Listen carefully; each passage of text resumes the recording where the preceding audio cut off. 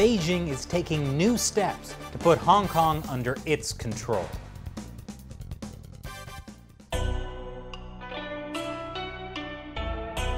This is China Uncensored. I'm Chris Chappell. This episode has been sponsored by Surfshark, because you should be using a reliable VPN whenever you go online, especially if you're in Hong Kong. In fact, in recent episodes, we've talked about how the Chinese Communist Party has been escalating its crackdown on Hong Kong since the coronavirus outbreak began. And now, Beijing is taking a huge step to bring Hong Kong directly under its control with a new national security law. The law will ban secession, subversion of state power, foreign interference, and terrorism, which means that this will now be illegal. Also this, and especially this. Okay, some of those things were already illegal under Hong Kong law, but now they'll be even more illegal. The Hong Kong government previously tried to pass a national security law back in 2003 called Article 23. But the government backed down after 500,000 people protested, which just shows you the problem with having a government that is even partially elected by the citizens. It's like they think they have to listen to the people who elected them or something. The same thing happened with the extradition bill the Hong Kong government tried to pass last year. They eventually backed down after 2 million people marched in the streets. So that's a problem. But the Chinese Communist Party has the solution. If the Hong Kong government can't be trusted to pass a national security law themselves, Beijing will just do it for them. This week was the start of China's annual meeting of the National People's Congress, or NPC. It's essentially a rubber stamp Congress. In other words, they're a bunch of NPCs. And in a last-minute bombshell announcement, the NPC said they would look at establishing and enhancing the legal framework and enforcement mechanisms for safeguarding national security in Hong Kong. In other words, Beijing is trying to get more control. According to Chinese state-run media, the NPC could then pass Hong Kong's national security law within half a year or even sooner. If the NPC does pass a law, then Beijing could just force the Hong Kong government to accept it without it having to go through Hong Kong's legislature.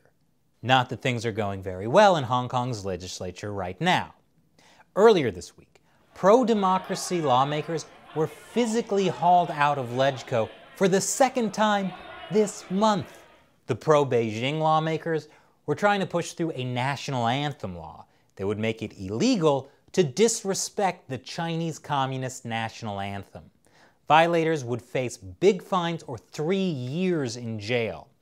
And if it still isn't abundantly clear what the Chinese Communist Party is doing in Hong Kong, check this out. The Hong Kong government has extended its coronavirus lockdown through June 4th, which just so happens to be the anniversary of the Tiananmen Square Massacre. The continued lockdown is for public health and safety, no other reason. When the government, Carrie Lam, said that the whole ban of gathering regulation will go to June 4th, then it's quite obvious what they are up to. For 3 decades of candlelight vigil in Hong Kong, and now they are banning it this year. So what they tell us about one country, two system? So they are trying to tell the world they don't care about one country, two system anymore. They are blatantly trying to suppress the freedom of people of Hong Kong. I don't know. How blatant is it, really? Is it blatant to sentence a Hong Kong protester to 4 years in jail for, quote, rioting? Is it blatant for the Hong Kong public broadcaster to shut down a satire show for criticizing police? Speaking of Hong Kong police, the police watchdog declared Hong Kong police did nothing wrong in protests last year, though it does admit there was room for improvement. Yes, let's look at their actions during protests last year. Is that blatant? One of the Hong Kong protesters' 5 demands was to set up an independent investigation committee to look into police brutality. That's because the IPCC, the Independent Police Complaints Council, is not actually independent. I know. Imagine having independent in your name and not really being independent. It almost sounds like it was a lie. But of course, Hong Kong Chief Executive Carrie Lam has said there's no need for a truly independent investigation. With regards to the Independent Commission of Inquiry, I have addressed it many times.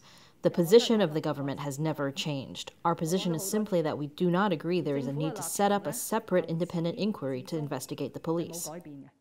Blatant? Now, here's the funny thing about what's happening in Hong Kong. The Chinese Communist Party has been suggesting that Hong Kong's one country, two systems policy is also a great option for Taiwan. That is, Taiwan could become a part of the People's Republic of China either by A, a military invasion, or B, voluntarily joining up with the one country, two systems policy. And just like Hong Kong, Taiwan would get to keep its freedoms. Right. But Taiwan's democratically re-elected president made it very clear what she thinks about the one country, two systems deal in her recent inauguration address. We will not accept the Beijing authorities' use of one country, two systems to downgrade Taiwan and undermine the cross-strait status quo. We stand fast by this principle. Which then, I guess, leaves only option A, military invasion, which the Chinese Communist Party is already preparing for. Look, after all that Hong Kong news, I need something less depressing to talk about. So, here's President Tsai Ing-wen with one of her cats. Meanwhile, the U.S. State Department is monitoring whether Hong Kong still has autonomy. That's under the new Hong Kong Human Rights and Democracy Act. But earlier this month, U.S. Secretary of State Mike Pompeo said they were delaying their report. Right now, we're delaying our report to Congress that will assess Hong Kong's autonomy to allow us to account for any additional actions that Beijing may be contemplating in the run-up to the National People's Congress that would further undermine the people of Hong Kong's autonomy as promised by China. Well, delaying the report until after the NPC turned out to be a good idea. Of course, the Chinese Communist Party is now accusing the U.S. of blackmailing Hong Kong. Right now is a scary time for the people of Hong Kong. Under the security laws that are already in place in mainland China, you can be punished for anything from protesting the government to just criticizing the government on social media. If similar laws are forced on Hong Kong, then Hong Kongers will lose the freedoms promised under one country, two systems. Ahead of the British handover, the Chinese Communist Party had promised Hong Kong it could keep all its freedoms until the year 2047. Now, it seems like the party is taking away Hong Kong's freedoms 27 years earlier than they promised. But from the party's perspective, they're just doing it 27 years ahead of schedule. Communist systems sure are efficient. And this episode has been sponsored by Surfshark.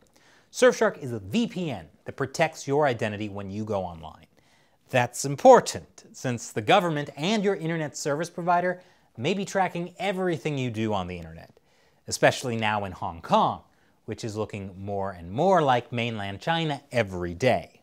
That's why you should install Surfshark on all your devices, your computer, your tablet, and your cell phone. With one account, you can connect as many devices as you want. Try it out with a 30-day money-back guarantee. Surfshark has a special discount for China Uncensored fans.